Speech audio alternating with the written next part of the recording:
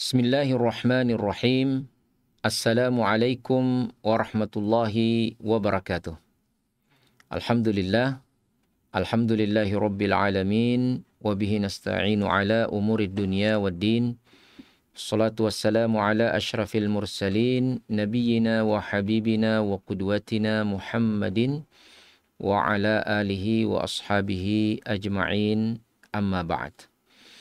Para pemirsa Ruas TV yang dimuliakan oleh Allah Subhanahu wa Ta'ala dimanapun Anda berada, hari ini kita kembali meluangkan waktu, dan memang kita harus meluangkan waktu insya-Allah untuk mentadabburi ayat-ayat Allah Subhanahu wa Ta'ala di bulan suci Ramadan ini. Sebagaimana kita ketahui bahwa bulan Ramadan adalah merupakan Syahrul Quran, bulan untuk kita berinteraksi dengan lebih intens dengan Al-Quranul Karim. Bahkan Rasulullah Sallallahu Alaihi Wasallam menjadi seorang yang sangat dermawan pada bulan Ramadan.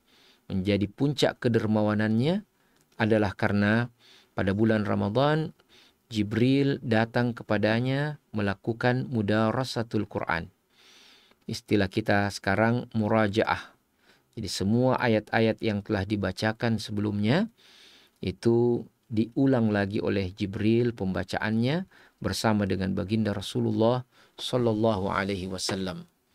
Sebagaimana dalam riwayat Bukhari, Abdullah bin Abbas mengatakan, radhiyallahu anhu, kana Rasulullah Sallallahu Alaihi Wasallam ajwadan nas wa ajwadu ma yakunu fi Ramadan hina yalqahu Jibril.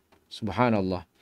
Nah, dalam kesempatan yang berbahagia ini, saya ingin mengajak kita untuk mentadabburi salah satu surah di dalam Al-Quran, yaitu surah Az-Zumar. Ya. Namun sebelumnya, mari kita baca dulu. Ya, semoga kita dapatkan pahalanya dengan membaca dan mendengarkan bacaannya. Lantas kemudian biidznillah tabaraka wa ta'ala kita akan membaca atau mempelajari sedikit demi sedikit makna yang terdapat di dalam surah ini. Ya, mungkin tentu tidak bisa semuanya, tetapi ada beberapa ayat atau beberapa bagian daripada surah ini yang kita akan tadabburi bersama. Baik. A'udzubillahi minasyaitonirrajim. Bismillahirrahmanirrahim. تنزيل الكتاب من الله العزيز الحكيم إنا أنزلنا إليك الكتاب بالحق فاعبد الله مخلصا له الدين ألا لله الدين الخالص والذين اتخذوا من دونه أولياء ما نعبدهم إلا ليقربونا إلى الله زلفى إن الله يحكم بينهم فيما هم فيه يختلفون إن الله لا يهدي من هو كاذب كفار لو أراد الله أن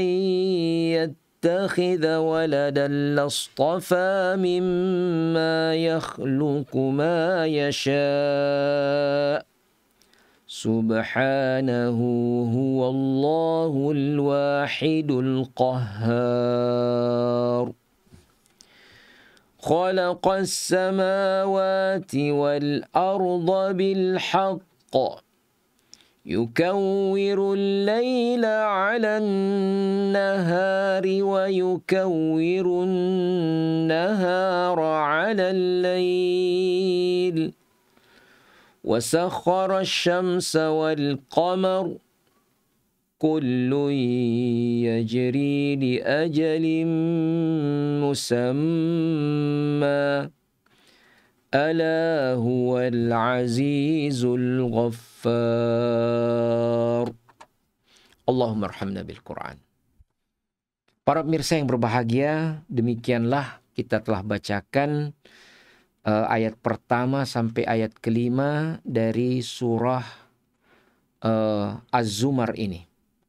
Jamaah yang dimuliakan oleh Allah Subhanahu wa taala,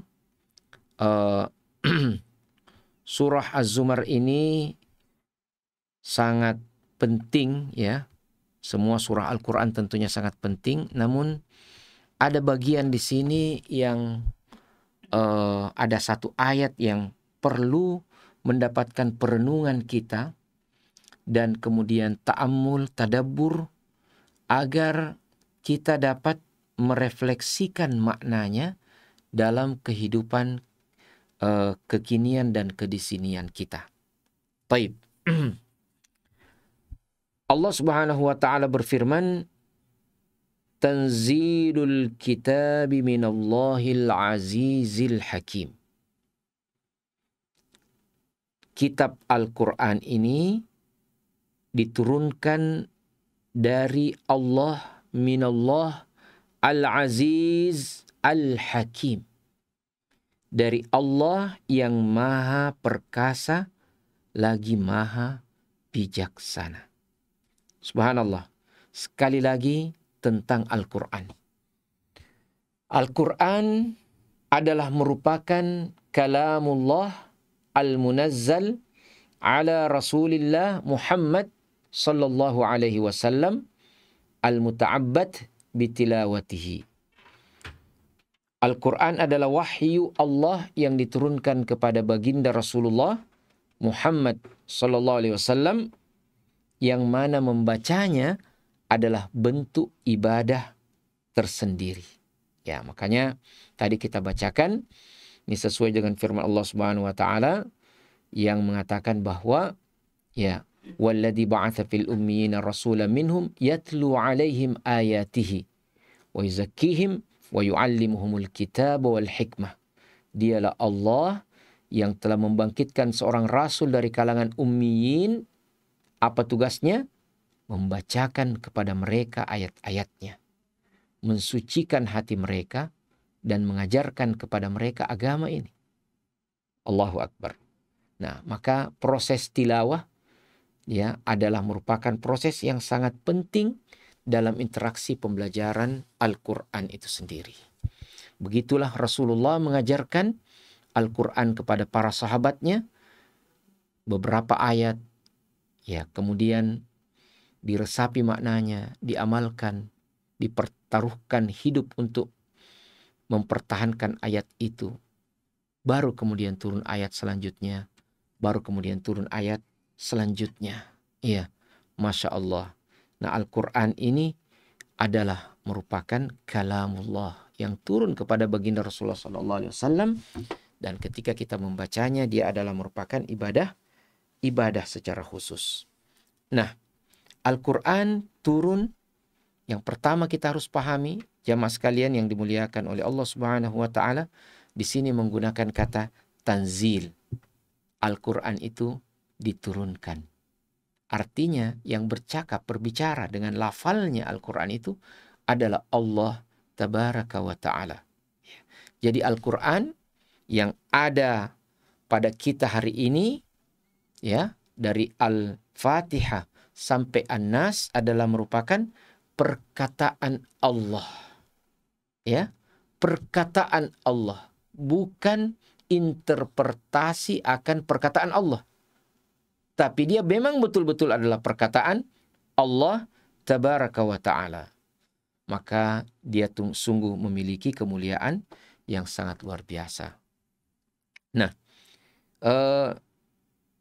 para pemirsa yang dimuliakan oleh Allah Subhanahu wa taala, Tanzilul kitab minallahil azizil hakim. Inilah Al-Quran yang diturunkan oleh Allah yang maha perkasa lagi maha bijaksana. Ya, Al-Aziz, Al-Hakim, yang maha mulia, maha perkasa, Al-Hakim adalah yang maha bijaksana. Dua nama Allah ini yang tentu merupakan terkandung di dalamnya sifat Allah, dua sifat Allah, yaitu sifatul izzah wa sifatul hikmah. Ya, tidak mungkin kita kemudian melihat ayat-ayat Al-Quran ini kecuali di situ ada makna yang terkandung, makna mendalam. Ya, salah satunya kata para ulama, kata-kata Al-Aziz dan Al-Hakim ini ketika dia berdiri sendiri disebutkan secara terpisah, maka mungkin ya kita cuma mengambil satu maknanya. Namun ketika dia disebutkan bersamaan, Al-Aziz dan Al-Hakim, perpaduannya menghasilkan makna yang baru yang merupakan kesempurnaan Allah Subhanahu wa taala. Contohnya di sini apa? Al-Aziz, Al-Hakim, yang maha perkasa lagi maha bijaksana. Artinya apa? Keperkasaannya Allah itu dilandasi dengan kebijaksanaan. Dan kebijaksanaan Allah bukan karena dia lemah, tetapi karena dia maha kuat, maha mulia. Nah, inilah dua nama Allah ketika dia dipadukan akan mendatangkan makna yang baru, menambah makna daripada asma yang telah disebutkan terlebih dahulu. Para ikhwah dan akhwat, para pemirsa dan saudara-saudara sekalian yang dimuliakan oleh Allah Subhanahu wa taala, maka di dalam ayat ini ada penegasan tentang bagaimana seharusnya kita berinteraksi dengan Al-Quran. Al-Quran sudah sangat dimudahkan oleh Allah dengan adanya online ini, di mana seorang berada di negeri paling timur, satu berada di negeri paling barat, tapi bisa bersama-sama mempelajari Al-Quran walaupun melalui online. Nah, kita lanjutkan. Nah, jangan berkecil hati. Mungkin kita ya istilahnya buta teknologi ya, bukan buta huruf tapi kayak buta teknologi. Padahal teknologi ini sangat menunjang ya. Mari kita perhatikan di sini, tanzilul kitabi minallahil azizil hakim. Inilah diturunkannya Al-Quran dari Allah yang maha mulia lagi maha perkasa. Ya, afwan, yang maha mulia dan maha bijaksana. Ya, Al-Aziz, Al-Hakim. Nah, kalau Al-Aziz saja itu artinya maha perkasa. Ya, tapi dia disandingkan dengan kata Al-Hakim. Artinya kekuatanmu, keperkasaanmu harus tetap dalam bingkai kebijaksanaan. Sementara kebijaksanaanmu jangan karena kelemahan, tapi karena siasat. Ya, maka dikatakanlah di sini maha bijaksana. Insya Allah kita akan memahami dengan lebih lengkap padanan-padanan kata dalam kitabullah ini dengan upaya kita untuk mentadabburi secara lebih serius makna-makna yang terkandung di dalamnya. Jadi kata Al-Aziz ini mengandung sifat Al-Izzah, dan Al-Hakim ini mengandung sifat Al-Hikmah. Al-Izzah artinya keperkasaan dan Al-Hikmah artinya kebijaksanaan.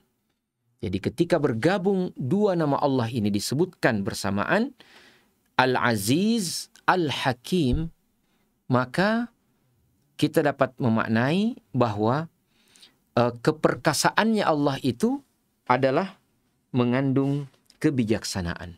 Sementara kebijaksanaannya itu mengandung kekuatan dan keperkasaan. Ya, maka keperkasaan dan kekuatannya tidak seperti makhluk yang bisa menzalimi. Sementara kebijaksanaannya bukan datang dari kelemahan. Masya Allah. Ya, ini tadabbur kita pada ayat yang pertama. Mari kita masuk ke ayat yang kedua. Ikhwah dan akhwat sekalian yang dimuliakan oleh Allah Subhanahu wa ta'ala. Inna anzalna ilaikal kitaba bil haqq Fa'budillaha mukhlishan lahuddin.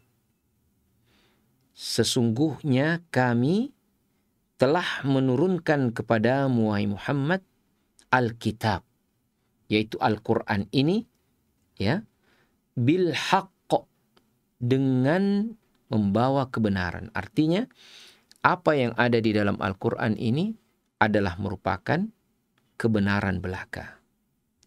Fa'budillah, ya, maka sembahlah Allah. Ini sebagai konsekuensi daripada kebenaran yang ada di dalam Al-Quran. Jika kebenaran itu ada di dalam Al-Quran, artinya Al-Quran itu adalah merupakan kebenaran, maka yang menurunkan Al-Quran itu adalah Rabb, Tuhan semesta alam. Nah, kalau demikian halnya, sembahlah Dia.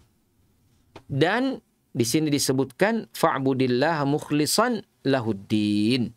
Sembahlah Allah mukhlishan, dengan penuh keikhlasan, ya, lahuddin, yaitu bagaimana keberagamaan kita, ya, betul-betul ikhlas hanya kepada Allah Subhanahu wa ta'ala. Maksudnya keberagamaan kita di sini adalah penyembahan kita hanya kepada Allah Tabaraka wa ta'ala.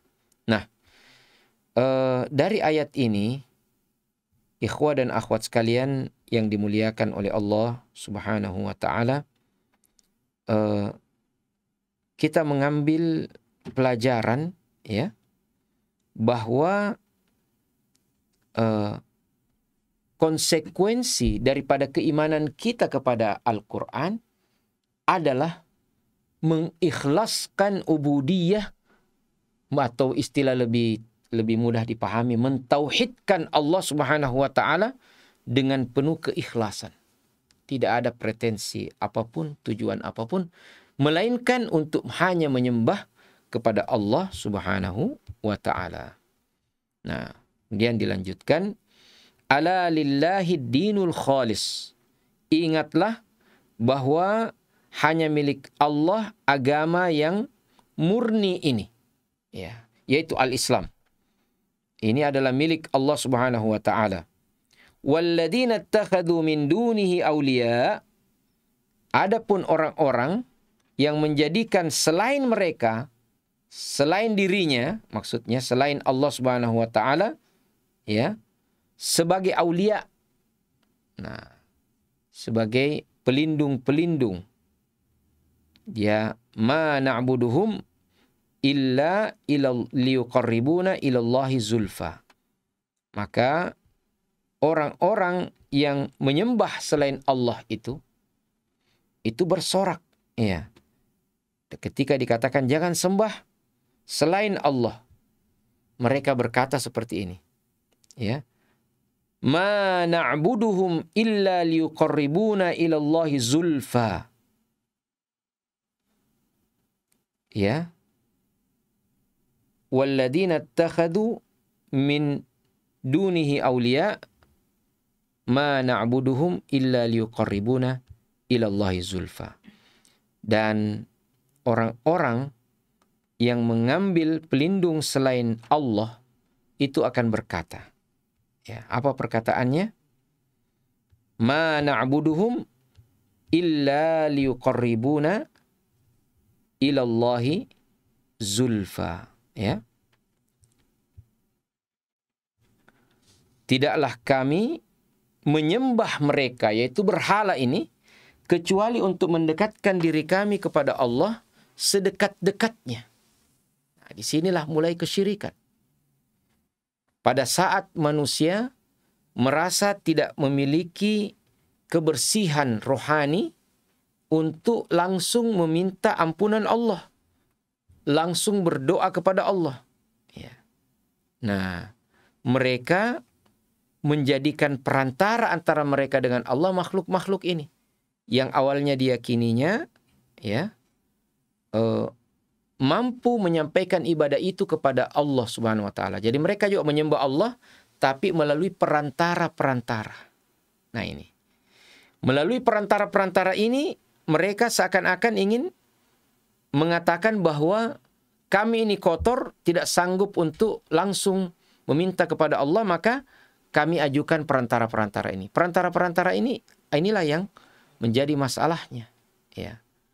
Karena mereka menganggap bahwa hal itu dapat menyampaikan ibadah mereka. Padahal dalam Islam kita tidak perlu perantara untuk sholat. Kita sholat dulu menghadap sebuah patung, baru patung itu menyampaikan pahala kita kepada Allah. Tidak seperti itu dalam Islam. Dalam Islam, ya, ad-dinul khalis, sejak awal seorang menyatakan diri muslim, maka akan dikatakan kepadanya, qul la ilaha illallah, katakanlah la ilaha illallah. Nah, para pemirsa yang dimuliakan oleh Allah Subhanahu wa taala, saya ingin mengajak kita untuk bertadabbur sedikit tentang kata-kata ini, ya. Illa liyuqarribuna ilallahi zulfa. Zulfa ini adalah satu bentuk hari raya mereka. Innallaha yahkumu bainahum fima hum fihi yakhtalifun. Ya. Sungguhnya Allah akan memberi keputusan di atas mereka jika mereka tidak bisa mendapatkan, ya, ya, Allah Subhanahu wa taala akan memberikan keputusan kepada mereka atas apa yang telah mereka perselisihkan itu. Nah, para pemirsa yang dimuliakan Allah, mari kita fokus di kata-kata liyuqarribuna ilallahi zulfa, untuk mendekatkan diri kami kepada Allah dengan sedekat-dekatnya. Mereka berkata di sini pertama kali, mana abuduhum, kami tidak menyembah mereka. Artinya apa? Mereka sudah orang ini, ya, yang diabadikan di dalam Al-Quran perkataannya, dia sudah menyembah kepada selain Allah. Iya. Ma na'buduhum illa liyuqarribuna ilallahi zulfa. Kami tidak menyembahnya, artinya dia sudah menyembah, kecuali untuk mendekatkan diri kami kepada Allah dengan sedekat-dekatnya. Ya, itu zulfa berarti sedekat-dekatnya. Nah, subhanallah. Para pemirsa Umat TV yang dimuliakan oleh Allah Subhanahu wa taala, dalam ayat ini kita diberikan satu gambaran, ya, tentang fenomena umat yang masih ada sampai hari ini. Bahwa mereka merasa kotor, tidak bisa langsung bertobat, maka dipanggillah para juru kunci atau apapun juga, ya, untuk menyampaikan ibadahnya itu kepada Allah. Padahal tidak perlu ada, ya, perantara-perantara antara kita dengan Allah. Kita langsung meminta kepada Allah Subhanahu wa taala. Itu directly namanya. Makanya alhamdulillah kita sebagai umat Muhammad sallallahu alaihi wasallam berhak untuk mempelajari, ya, Al-Qur'an ini, dan berhak kemudian untuk mendiskusikannya. Nah, walaupun yang paling tahu tentang kitabullah di antara kita tentunya adalah, ya, para ulama. Nah, para ulama ini kemudian menjelaskan kepada kita bahwa fenomena menjadikan perantara ini sangat marak, ya, sangat marak sampai dahulu kala. Bahkan pada zaman-zaman banyak ulama, banyak juga umat yang kemudian menjadikan selain Allah Subhanahu wa taala yang asalnya hanyalah sebagai perantara, tapi celakanya dia menyembah perantara itu. Na'udzubillah min dalik. Nah, Bapak Ibu yang dimuliakan oleh Allah Subhanahu wa taala, ketika kita melihat agama-agama lain, banyak sekali yang mempertuhankan pendirinya agama itu. Ya. Mempertuhankan pendirinya agama itu. Kenapa? Karena mereka menganggap bahwa dengan demikianlah mereka nanti akan diperhatikan di hari kiamat, dan mereka ini orang-orang yang sudah pasti, katakan pasti, ya, untuk mati dalam keadaan muslim. Kita tidak bisa pastikan, Pak. Yang tahu hanyalah Allah Subhanahu wa taala. Maka tugas kita adalah membentengi hati kita dari segala anasir yang akan membengkokkannya dan mengikutkannya kepada ritual-ritual kesyirikan tersebut. fenomena kesyirikan itu bermula dari kelakuan menjadikan perantara-perantara ini. Ya. Sehingga kaum Nabi Nuh disebutkan dalam hadis yang sahih, ma baina Adam ila Nuh asyarat kurun. Antara Nabi Adam dan Nabi Nuh itu ada 6 kurun masa. Kulluhum ala tauhid. Semuanya berada dalam keadaan bertauhid kepada Allah. Fajtalathumus syayatin. Maka datanglah setan-setan menggelincirkan mereka. Nah, bagaimana caranya? Setan menggelincirkan mereka. Setan datang membisikkan. Itu bapakmu, kakekmu, disebutlah nama-nama orang-orang saleh dari kalangan umat Nabi Nuh ini. Kemudian dikatakan, buatlah patung-patung mereka dan letakkan di tempat atau dekat peribadatanmu. Jangan sembah mereka dalam artian dia adalah Allah, tetapi sembahlah mereka agar ibadahmu itu disampaikan kepada Allah. Ya. Dan setiap kalian melihat patung-patung mereka, kalian mengingat Allah. Maka itu pun dilakukan oleh kaum Nabi Nuh. Tapi akhirnya mereka menyimpang. Ya, sudah salah, ya, salah lagi. Ya. Nah, mereka menyembah berhala-berhala itu, patung-patung itu. Makanya di dalam Islam sangat tidak dianjurkan, kalau saya tidak ingin katakan tidak dibolehkan, untuk kita memiliki patung-patung di rumah kita. Ya. Karena kita tidak tahu, mungkin akan datang orang setelah kita yang memberikan apresiasi kesyirikan, ya, terhadap patung-patung itu. Nah, demikianlah juga yang terjadi pada umat Nabi Muhammad SAW, kaum kufar Quraisy. Mereka menyembah berhala-berhala itu. Mereka bilang, kami tidak menyembah mereka ini saja. Ini hanya sebagai wasilah untuk menyampaikan kami kepada Allah. Ya, tapi itu juga adalah salah. Ya. Dalam peribadatan kita boleh saja menjadikan sesuatu sebagai perantara, tetapi yang disunnahkan oleh Nabi SAW. Nah, adapun menjadikan, ya, siapapun juga sebagai perantara, kemudian dia disembah, itulah yang jadi masalah. Ya, kalau boleh saya katakan bahwa penyembahan kepada selain Allah inilah yang menjadi asbab keburukan, sehingga orang-orang ini jauh daripada keyakinan tauhid, bahkan membangun argumen-argumen baru yang semakin menyesatkan mereka. Coba kita perhatikan di dalam banyak ayat-ayat Al-Quran, ya, di antaranya pada surat Al-Isra, mereka menuntut, ya, agar dikeluarkan mata air dari padang Sahara, ya. Nah, kemudian tidak cukup, tapi mereka minta untuk dialirkan menjadi sungai-sungai di antara pepohonan, ya, korma dan anggur mereka, ya. Tidak cukup, ya, mereka minta, ya, agar langit ini dijatuhkan dan bersama dengannya diutus, ya, malaikat, ya. Dan bahkan mereka bilang mereka mau lihat Allah secara langsung, ya. Seandainya pun diperlihatkan, mereka belum beriman katanya. Hatta tunazzila alaina kitaban, sebelumnya mereka minta bahwa Nabi Muhammad itu bisa terbang, ya.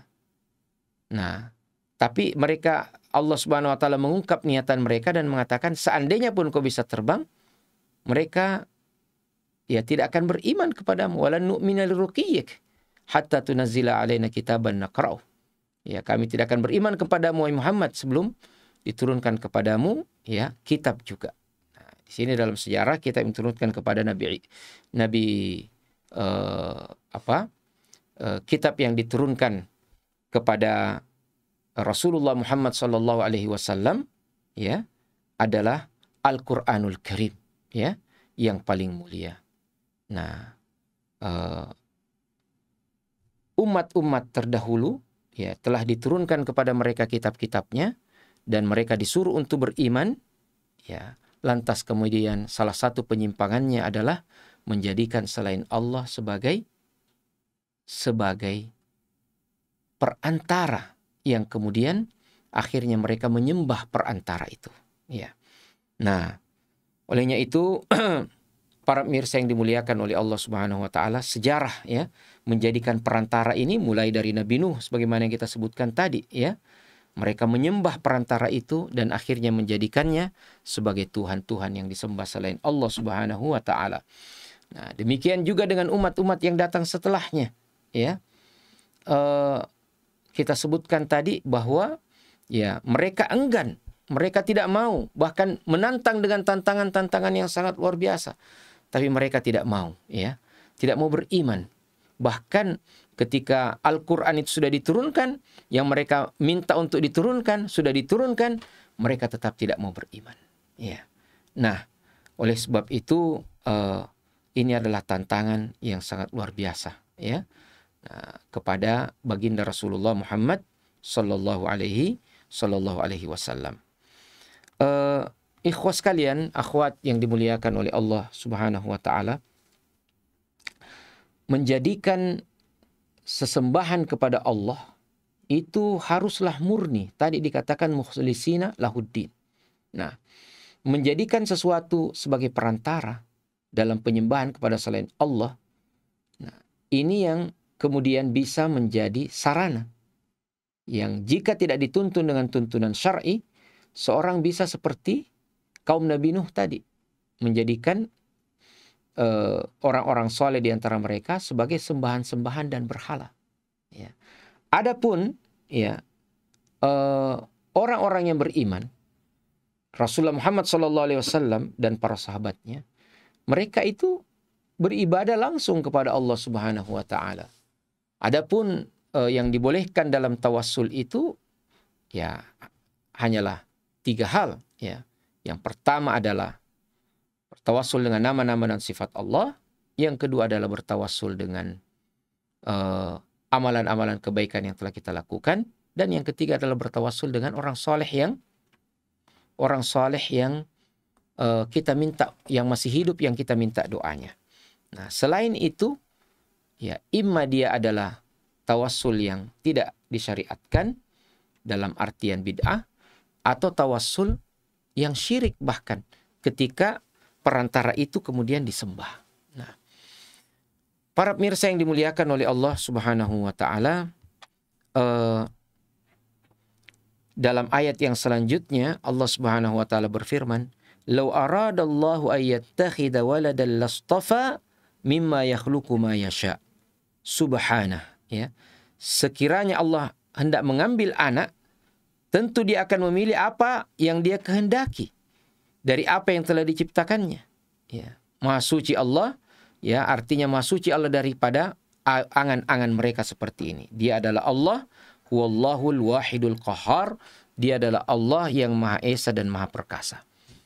Saudaraku yang dimuliakan oleh Allah Subhanahu wa taala, ya.